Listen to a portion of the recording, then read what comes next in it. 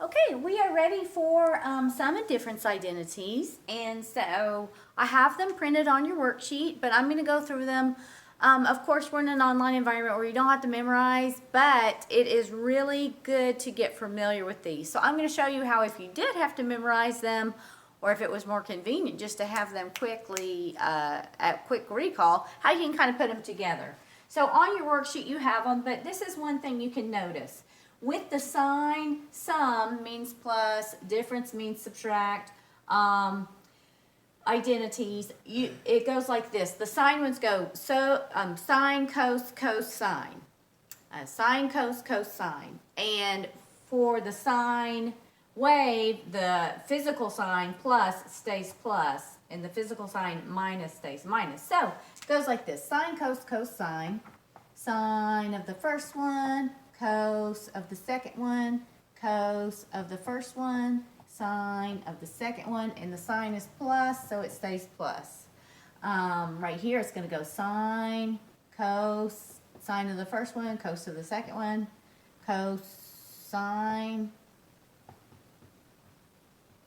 and if the sign is minus, it stays minus. The cosine ones are kind of easy to get in your head. It's cos, cos, sine, sine, cos, cos, sine, sine, but it changes sign. So this is equal to the cosine of the first angle, the first value, the cosine of the second, and then sine of the first, sine of the second, but instead of a plus it goes minus. Cos, cos, sine, sine, cos x, cos y, sine x, sine y, but this is going to change to a plus. I usually stick those in my head. The tangent ones, I don't really stick those in my head, but I can get them right off the sheet just like you can. So that's just an intro to what these are. When can you use these? You can use these when you're trying to find an exact angle of an exact value of a trig function of an angle that is not known to you, not familiar to you.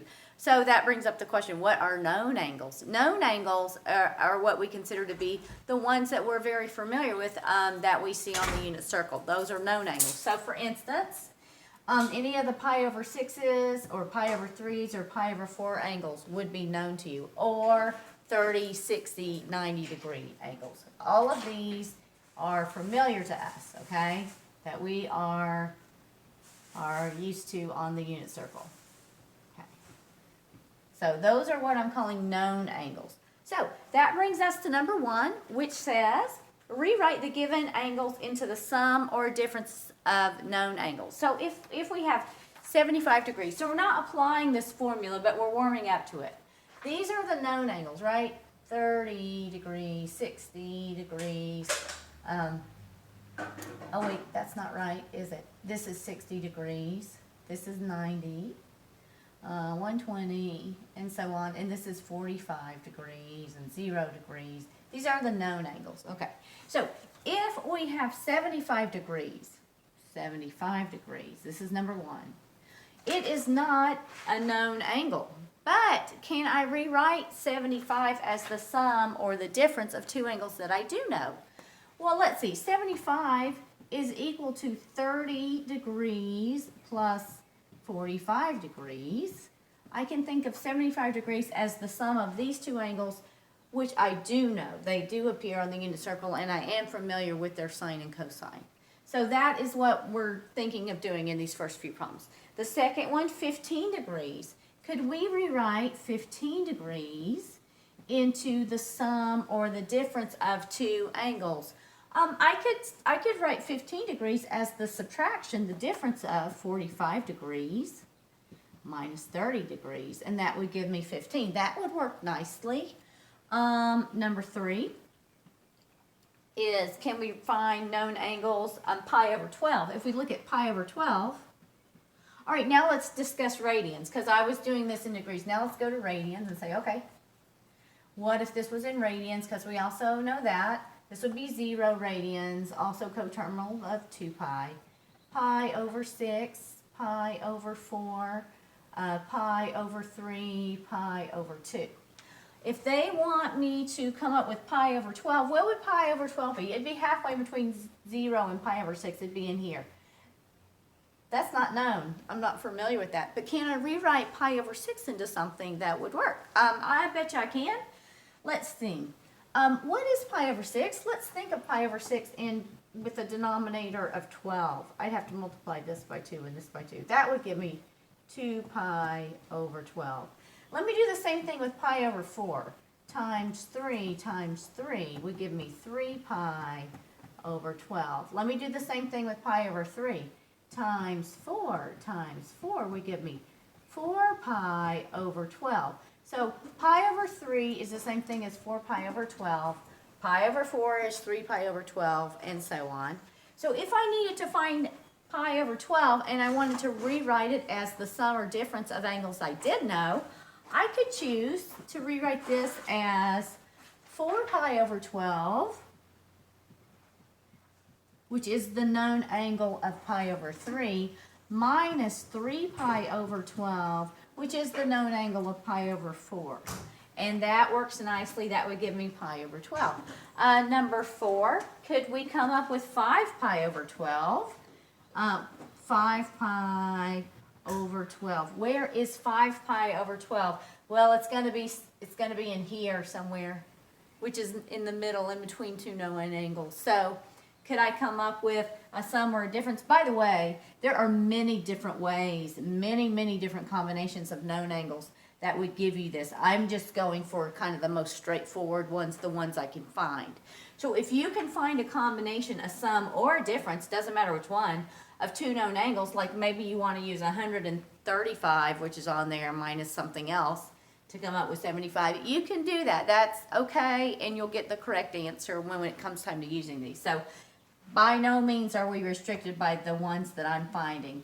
But 5 pi over 12, we could think of this as the combination of maybe 2 pi over 12 plus 3 pi over 12. That would give us 5 pi over 12. This is really the known angle pi over 6 and pi over 4. So that is what they mean when can you rewrite it as a known angle. These are our known angles. So we're about to do something with this. Let's do number 5. They say go ahead and find the sine of 75 degrees. So if we have to find the sine of 75 degrees, now we're doing something more than just looking at 75 degrees. They ask us to find the exact value of the sine of 75 degrees. Okay, well, I don't know what that is, but I can rewrite 75 degrees into this, the sine of 30 plus 45.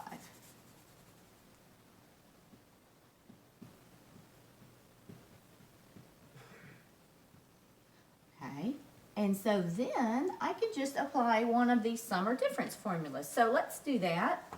Let me just erase these so I have some room to work with. Since it is a sine, it's sine, cos, cosine.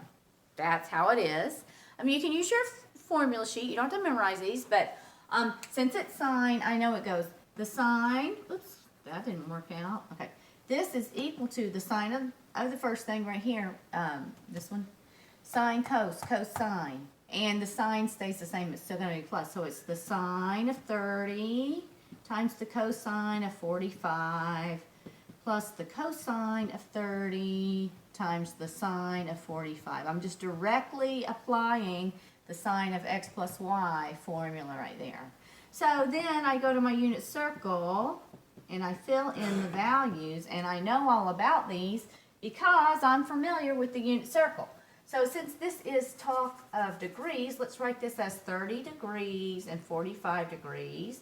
And we know that the x value on the unit circle is the cosine of that angle, and the y value is the sine value of that angle.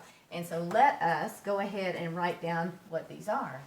The sine is the one thing I memorized of 30 degrees is 1/2. You can use reference triangles or your familiarity with the unit circle to come up with the rest of these. Square root of 3 over 2 is the cosine. 1 over square root of 2, 1 over square root of 2. All right, let's go and fill this in. Sine of 30 is 1/2. Cosine of 45 is 1 over the square root of 2. Cosine of 30 is the square root of 3 over 2, and the sine of 45 is 1 over the square root of 2. Let's multiply. 1 times 1 is 1. 2 times the square root of 2 is that. Square root of 3 times 1. 2 times the square root of 2. These denominators are common. They have a common denominator, so we can combine the numerators. So this is equal to 1 plus the square root of 3 over 2 square root of 2. So this is what the sine of 75 degrees is. All right, let's do the other one, the tangent of 15 degrees. The tangent of 15 degrees is equal to the tangent of what two known angles can we use? We can use 45 minus 30. Okay, so I didn't write the tangent one down, but I will now because I need to use it.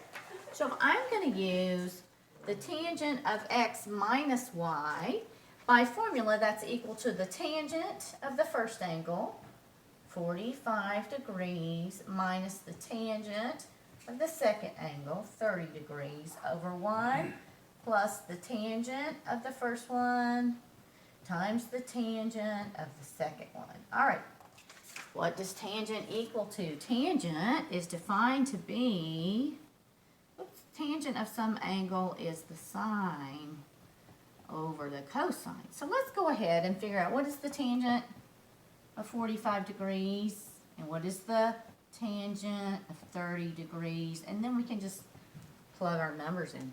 The tangent of 45 degrees is sine divided by cosine. 1 over the square root of 2 divided by 1 over the square root of 2, which is the number 1. So this is 1. Okay.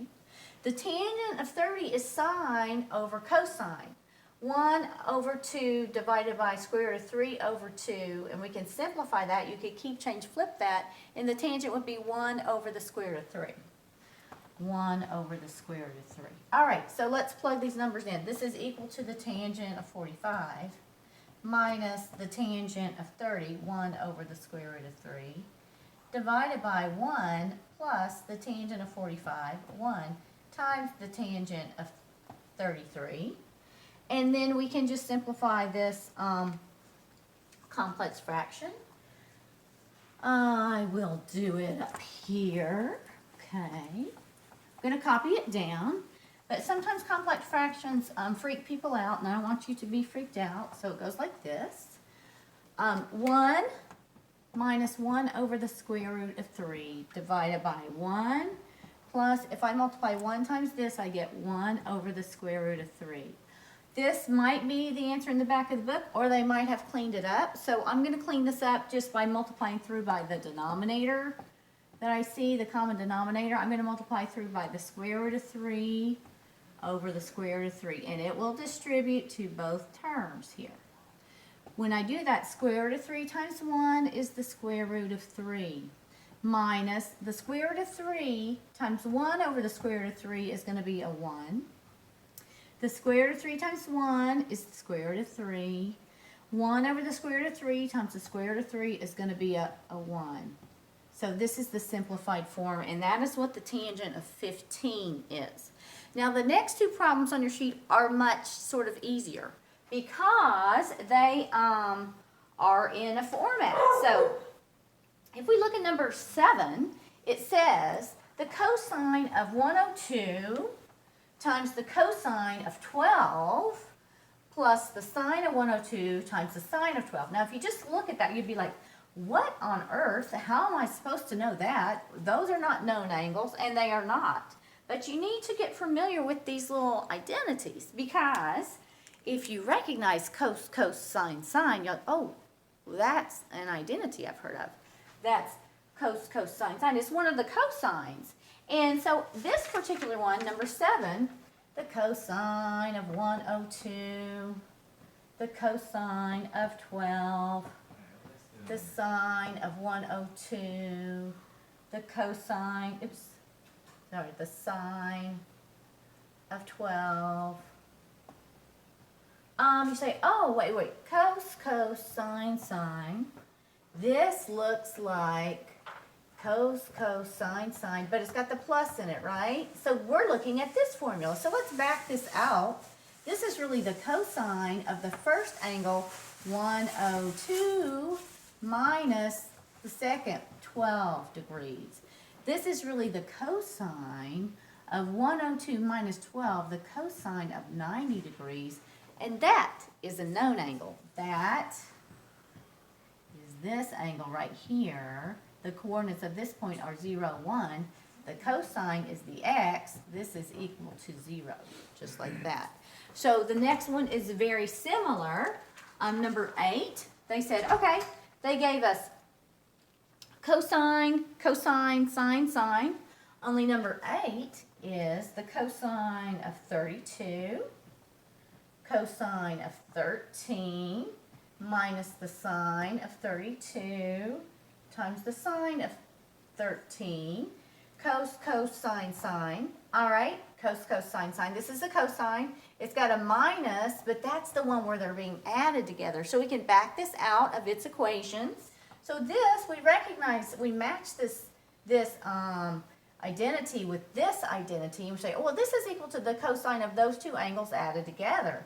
So this is equal to the cosine of 32 degrees plus 13 degrees. So we add these numbers together, say this is equal to the cosine of 45 degrees, and we know 45 degrees is here, and we know that the cosine of this is the x value, which is 1 over the square root of 2. Just like that. All right, let's look at number 9. This is what number 9 and number 10 are like matching up the formula with the identity. So, number 9 looks like this.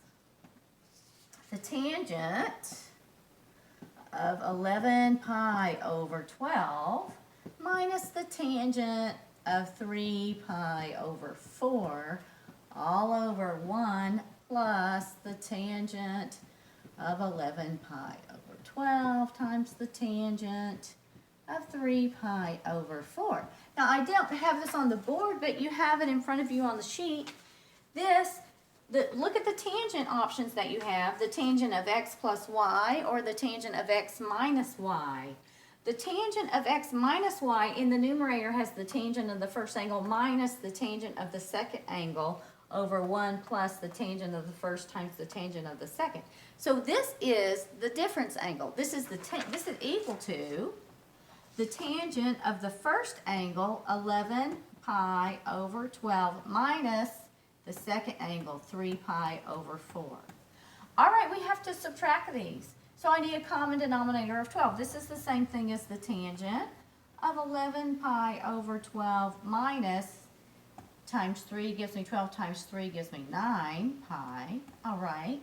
This is the tangent of 11 over 12 11 pi minus 9 pi is 2 pi over 12. And that is the known angle of pi over 6, which is, on our unit circle, that is 30 degrees. That's this one right here. So I know that these coordinates right here, the cosine is the square root of 3 over 2, and the sine is 1/2. And tangent is sine 1/2 over cosine, square root of 3 over 2. I can do change, flip. I could multiply the numerator and the denominator by 2. And this is going to simplify to 1 over the square root of 3. That is what this ended up being, number 9.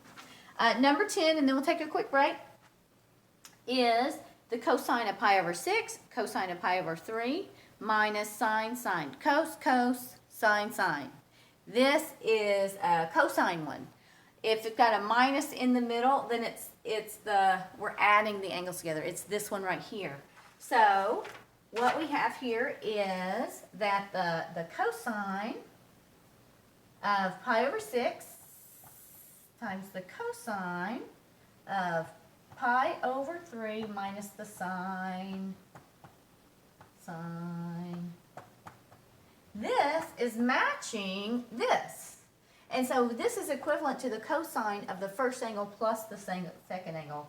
The cosine of pi over 6 plus pi over 3. All right, let's add these two fractions together. Pi over 6 plus times 2 is 2 pi. Times 2 is 6. Now I can combine these. This is the cosine of these. It's the cosine of 3 pi over 6, which is pi over 2. Where is pi over 2? Here it is. What is the cosine? It's the x value. So this is going to equal to 0. Okay, so that's the first part of this worksheet.